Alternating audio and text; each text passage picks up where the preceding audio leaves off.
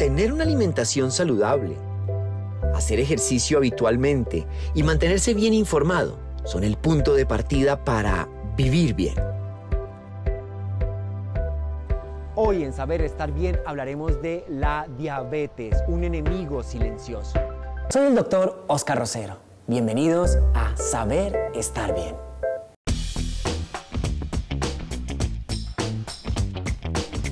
Bienvenidos a un nuevo episodio de Saber Estar Bien. ¿Sabían ustedes que cada año mueren más de 4 millones de personas por diabetes en el mundo? ¿Sabían que la diabetes es la cuarta causa de ceguera a nivel mundial? ¿Sabían ustedes que la diabetes es la primera causa de amputaciones no traumáticas? Y que la diabetes es la primera causa de enfermedad cardiovascular, infartos y trombosis.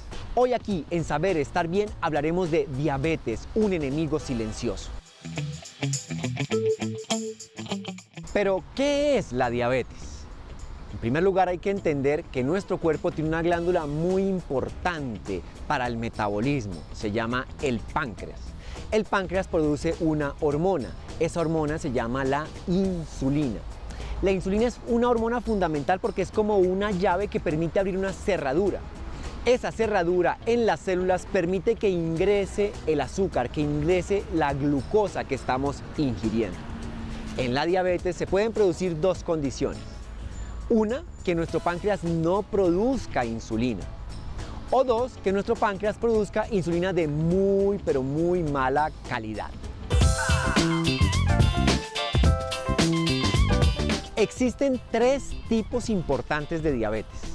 El primero, la diabetes tipo 1, que es la diabetes de los niños, una diabetes con un componente inmunológico.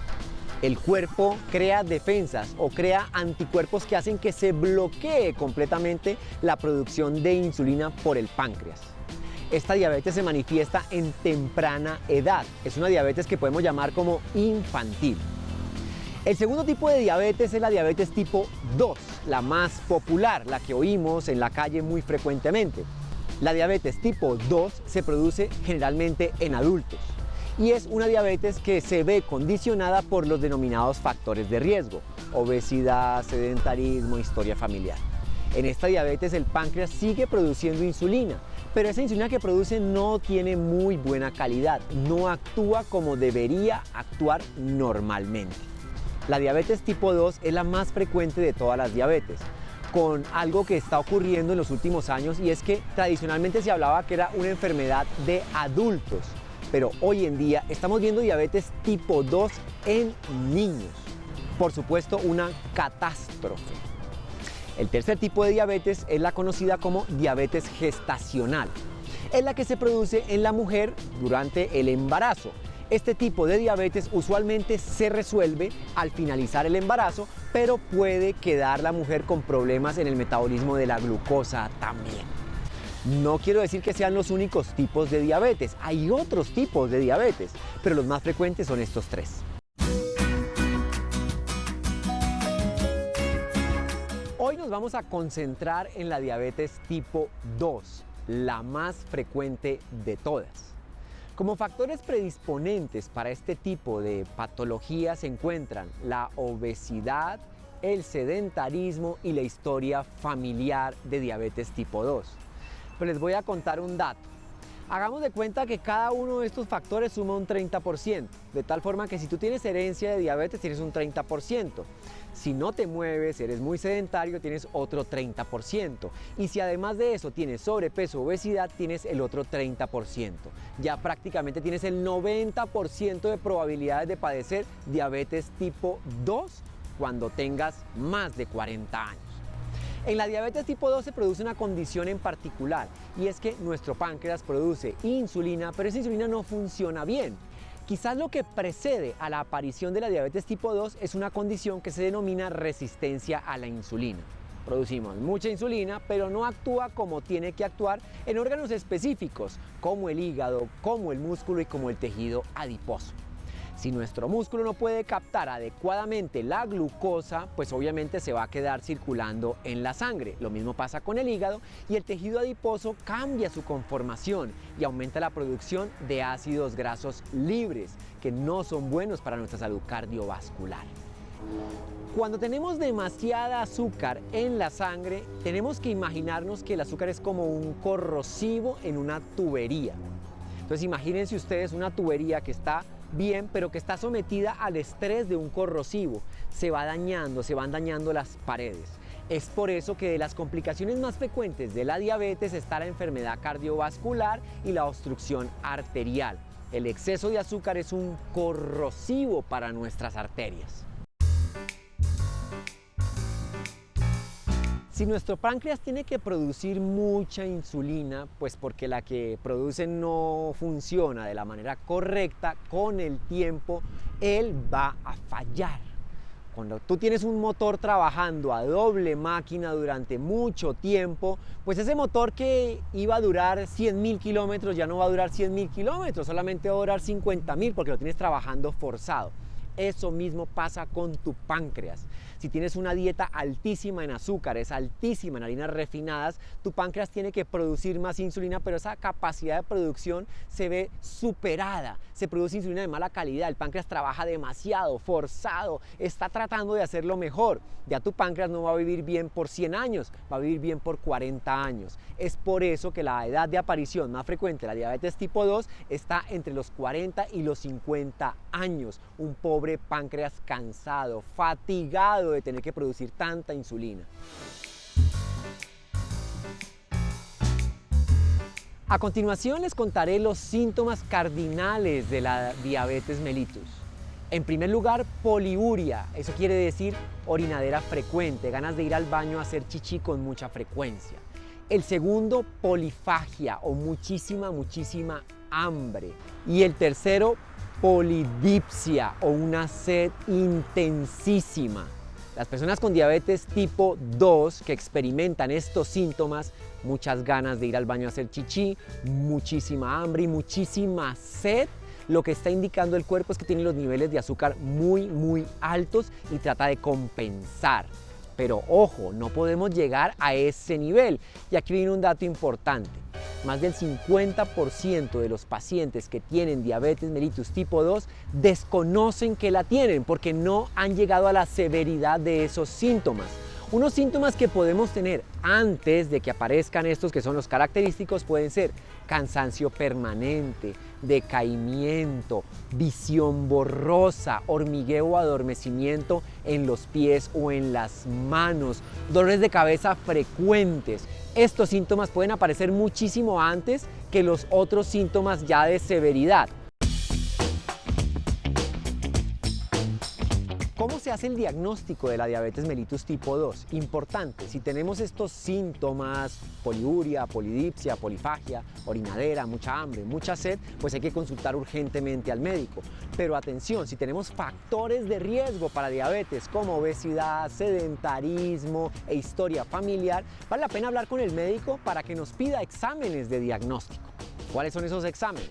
En primer lugar, la glicemia en ayunas. La glicemia es un examen muy sencillo, se toma en un laboratorio, está incluido dentro de nuestro plan de beneficios. Simplemente vas con 8 horas de ayuno al laboratorio. Te toman una muestra de sangre y el valor nos puede decir si tenemos o no diabetes. ¿Cuál es el valor? 126 miligramos por decilitro. Si tenemos la glicemia en ayunas por encima de 126 miligramos por decilitro, quiere decir que tenemos diabetes tipo 2 o tipo 1 o algún tipo de diabetes mellitus. La segunda prueba de diagnóstico de la diabetes es la glucosa postcarga. Nos pueden dar una carga de 75 gramos de glucosa en el laboratorio o un desayuno. Si el valor está por encima de 200 miligramos por decilitro, se hace el diagnóstico. Y la tercera prueba es la hemoglobina glicosilada. La hemoglobina glicosilada es el promedio de azúcares en los últimos 3 meses. Si el valor está por encima de 6.5%, se hace el diagnóstico de diabetes. Pero aquí viene una salvedad importante. Una sola medición no hace el diagnóstico, es decir, tenemos que tener confirmaciones y lo más importante, siempre consultar con el médico. Él te dirá en qué punto o en qué valor debes estar. ¿Cuáles son los órganos que más se afectan por culpa del azúcar alta? En primer lugar, el cerebro. Trombosis cerebral, accidente isquémico cerebral, demencia son complicaciones frecuentes a nivel cerebral de la diabetes. A nivel ocular tenemos la llamada retinopatía diabética, causa importante de ceguera y defectos visuales en la población mundial. En tercer lugar tenemos enfermedades del corazón, infartos cardíacos a edades usualmente muy tempranas. A nivel renal tenemos la denominada nefropatía diabética, una de las causas más frecuentes de falla renal y necesidad de diálisis a nivel mundial. A nivel geniturinario tenemos dificultades en la sexualidad, problemas de disfunción eréctil en los hombres y también problemas a nivel de la mujer. A nivel de la circulación periférica tenemos alteraciones en el flujo sanguíneo. Recuerden que la diabetes es causa importante de amputaciones a nivel mundial. Como nos podemos dar cuenta, la diabetes afecta todo nuestro cuerpo. No hay una sola parte que no se vea afectada por los niveles de azúcar alta. Es por eso tan importante la prevención y un adecuado tratamiento. Y a calentar, porque después de este corte de comerciales viene nuestra sección Actívate. Saber estar bien. Saber estar bien.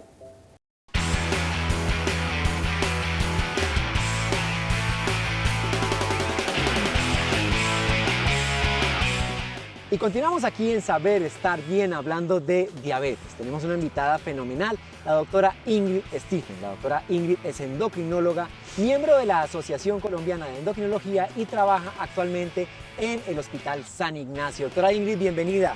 Hola Oscar, gracias por la invitación. Bueno, vamos a hablar hoy de diabetes. Entonces, Listo. la primera pregunta. Estábamos contando la necesidad de medirse el examen, los valores normales, pero quiero que tú nos cuentes qué personas deben consultar al médico para que le ordene un examen de azúcar. Listo, entonces clave que la diabetes es una enfermedad que la mayoría de las veces es silenciosa, no produce ningún síntoma. Entonces hay recomendaciones, todos los adultos por encima de los 40 años se deben hacer por lo menos una vez al año o cada 3 años un chequeo. Inicialmente de glicemia en ayunas puede ser suficiente en la mayoría de las personas.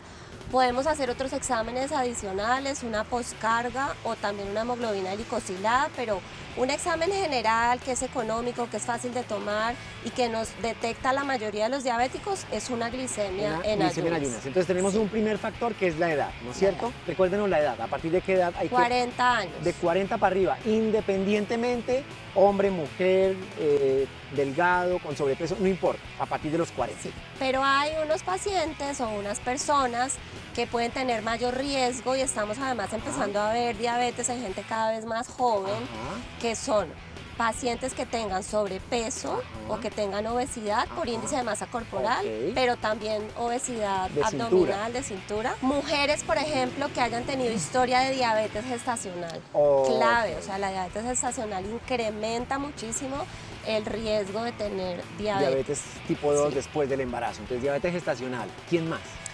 Personas que tengan familiares en primer grado o segundo grado, primos, pero sobre todo papás y hermanos con diabetes, aumenta el riesgo muchísimo de desarrollar diabetes. Hay una escala súper fácil, una encuesta que se llama el Fine Risk, donde uno con unos datos que se pueden llenar en 2 minutos puede detectar quién puede tener riesgo de desarrollar diabetes, y a los que les da más de 13 para Colombia deberían acudir a hacerse un examen. ¿Cuáles son los tratamientos? ¿Qué tratamientos tenemos actualmente para la diabetes? También que está la diabetes tipo 1, hablamos un poquito más adelante, hablamos de la tipo 2. ¿Qué tratamiento tenemos para la diabetes tipo 2? Listo, entonces clave, y lo primero es que el estilo de vida, o sea, los cambios en el estilo de vida siguen y seguirán siendo primordiales para el tratamiento de la diabetes tipo 2. La primera línea uno tiene que pensar es hacer cambios en la alimentación, comer real, dejar los ultraprocesados, dejar el azúcar, la panadería, todo lo que hemos hablado en los capítulos, a propósito del capítulo ultraprocesados, el capítulo comida real, para que lo revisen si quieren conocer un poquito más de lo que es comer de verdad, comer comida de verdad. y, por supuesto, hacer actividad física. En cuanto a los tratamientos, tenemos pastillas y tenemos insulina. ¿Cuáles son las diferencias y qué hacen estos medicamentos? Listo, entonces dentro de los medicamentos orales están, por ejemplo, la metformina, que lo que hace es que el hígado no produzca tanto azúcar, porque en los diabéticos, a pesar de que el azúcar está alto, su hígado tiende a producir más azúcar de lo normal. Están las sulfonilurias, que lo que hacen es que incrementan un poquito la salida de insulina de las células que producen insulina. Están otros medicamentos que lo que hacen es que el cuerpo elimine azúcar a través de la orina. Hay otros que aumentan la secreción de insulina y están los inyectables. Estos medicamentos son parecidos casi que en un 98% a unas hormonas que nosotros producimos en el intestino cuando comemos.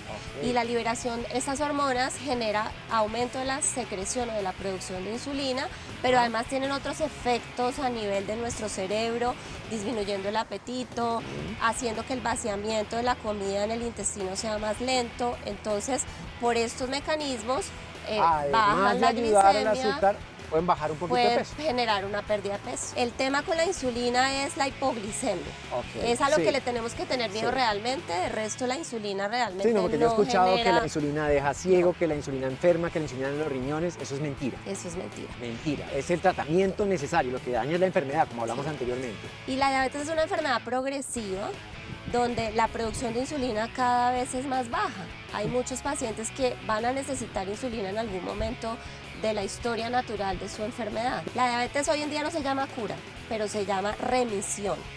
Y sobre todo hay una pequeña población de pacientes, menos de 6 años de diagnóstico, que tengan sobrepeso o que tengan obesidad, que pueden tener una muy buena posibilidad de hacer remisión. Remisión es que sus niveles estén normales, sin medicamentos, si bajan de peso. Cuéntenos un poquito cómo prevenir la diabetes. ¿Qué hacemos nosotros para prevenir, para que no nos dé diabetes?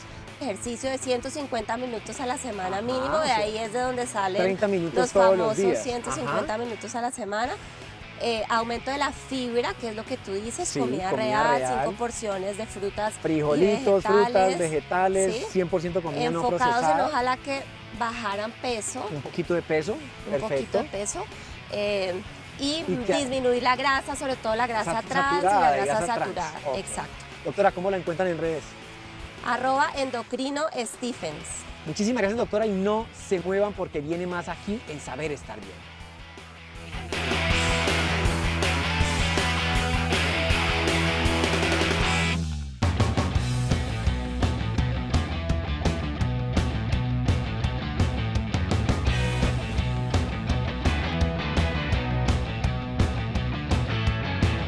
Hola, soy Juan Guillermo Zúñiga, médico deportólogo, y hoy en Saber Estar Bien tenemos al profesor Marlon Pardo.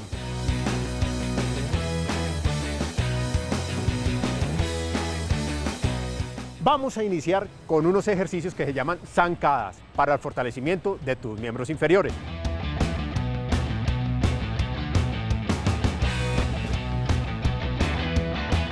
Lo primero es la posición.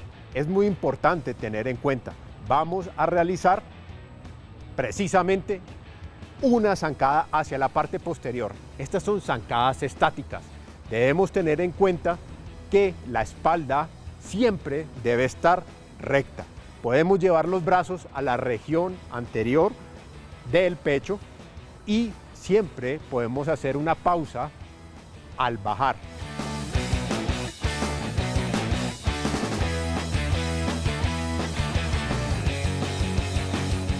Ahora bien, también lo podemos hacer dinámicas. Si tienes espacio en tu casa, puedes realizar este tipo de zancadas.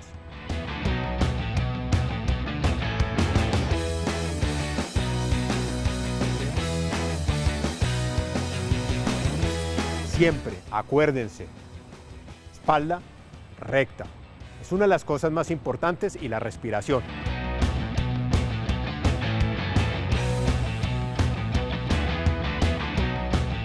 Acuérdense, el movimiento es saber estar bien.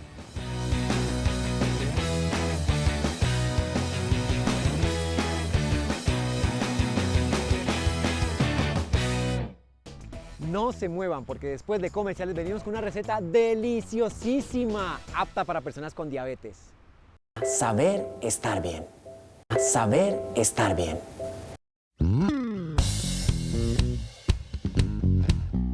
Y continuamos aquí en Saber Estar Bien con nuestra sección Bon Appétit.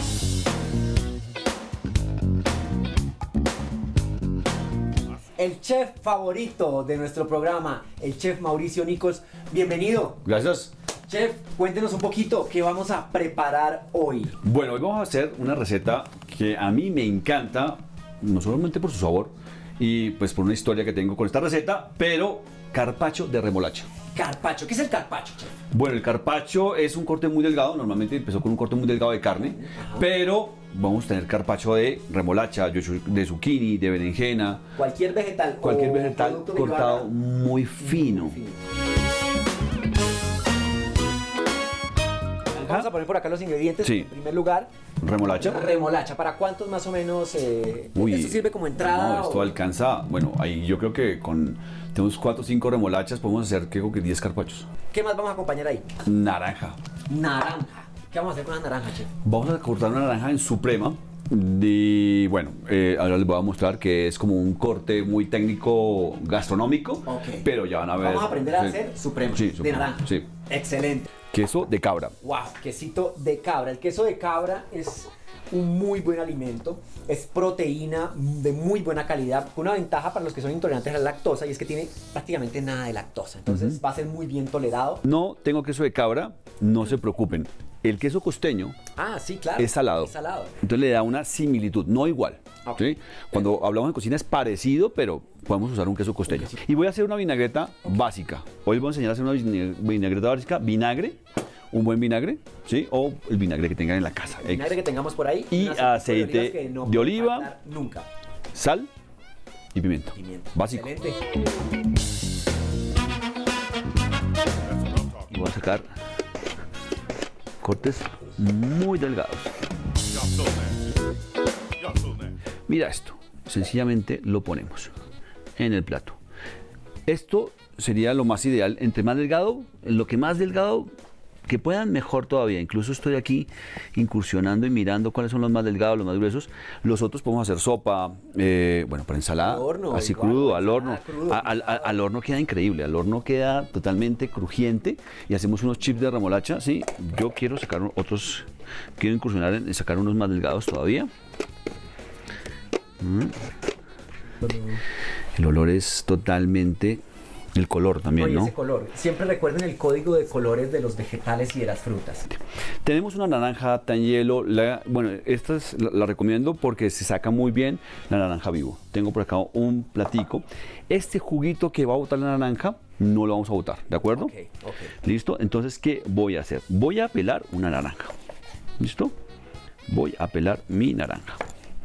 Y voy a quitar la cáscara de mi naranja.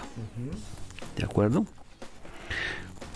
Sí, yo creo que de pronto lo vea un colega por ahí y diga, este man que está hablando, que una no, nos suprema pasa. de naranja. Es pelar muy bien la naranja. Entonces cojo con un cuchillo Bien afilado. y me vengo dentro de la ranura, ¿sí ven? Que tiene esto. Ah, Y esto es una naranja a vivo. excelente. Va completica, con toda la fibra para masticar. Ya me sobró esto. Wow. Entonces la idea es quitarle estas partes de la naranja que son incómodas de comer Y ahí va. y tenemos la naranja a vivo.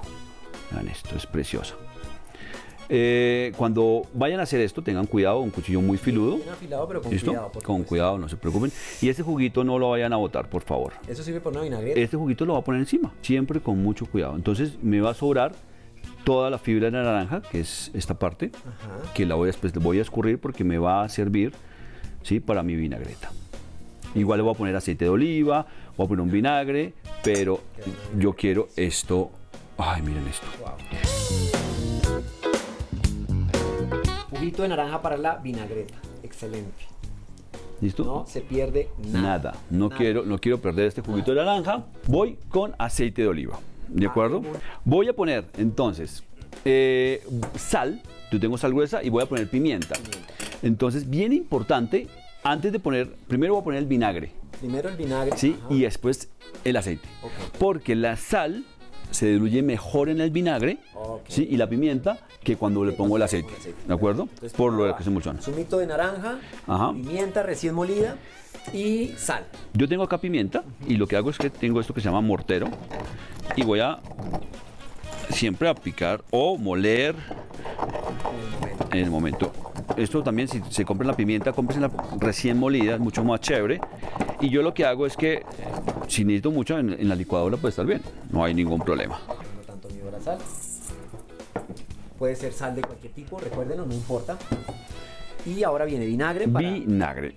A mí me gusta, normalmente se hace 3-1. 3-1, es la Sí, clásica. que es por 3 de aceite, una vinagre.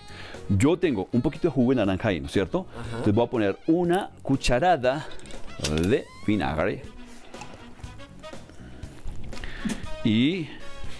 Pero a mí me gusta más con más vinagre.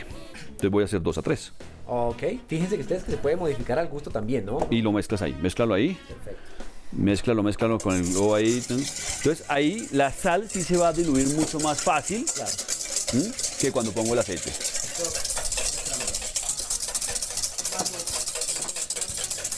Y ahora nos vamos. Voy a poner 3.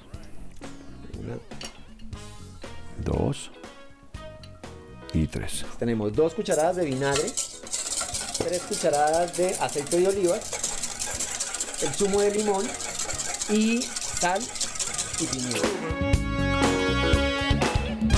Bueno, ¿qué vamos a hacer ahora? Un plato muy fácil, bien presentado. Yo tengo brotes. A mí me gustan los brotes porque es como la parte de la No mata. por los ojos igual y los Sí. brotes también aportan muchísimos antioxidantes. Viene encimita el queso de cabra, recuerden, puede ser queso costeño. En dado caso que no consiguieron queso costeño porque están en Bogotá, queso campesino, el saladito, el que está allá que se deja desmoronar, le pueden agregar un También queso campesino yo saladito. lo he preparado sin ningún problema. Queso campesino sin ningún problema. Ingredientes muy Sí. económicos, fáciles de conseguir y esto se ve demasiado bueno. Quiero inundarlo en vinagreta. Sí, ese es el Quiero power. ponerle toda la vinagreta, ¿de acuerdo? Está. Toda la vinagreta. Y voy a terminar con, mira como la remolacha empieza a actuar por el ácido. Por el ácido Sí. miren cómo empieza a botar. Oh. Miren. No se preocupen por eso. Porque esto está así como se ve, tiene que saber, definitivamente. Y al final voy a poner esto. Pero no, vuelvo y lo traigo acá. El chorrito de aceite de olivas, claro. Aceite de oliva. Sal.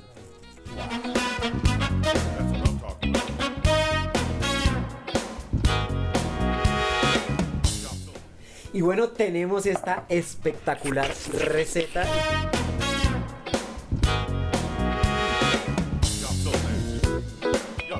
Esta vaina está buenísima.